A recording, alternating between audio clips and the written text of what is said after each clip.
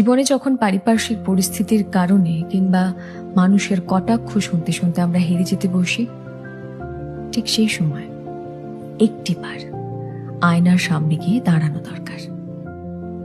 বাইরে থেকে দেখে তোমাকে যে যেভাবেই প্রেডিক্ট করুক না কেন, যে যা খুশি বলুক না কেন, যে যেভাবেই জাজ করুক না কেন, একটিবার আয়নার সামনে গিয়ে দাঁড়াও, নিজেকে দেখো,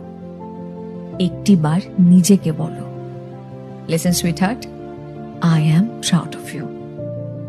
যারা তোমাকে নিয়ে কটাক্ষ করছে, তোমাকে ভুল বুঝছে, তারা হয়তো জানে না তোমার জীবনের আসল গল্পটা কি, কতটা কঠিন সময় তুমি পার করেছ, কিভাবে সেখান থেকে তুমি বেরিয়ে এসেছো, কিভাবে বেরোনোর চেষ্টা করছো। তারা যদি জানতো, তাহলে বিশ্বাস করো,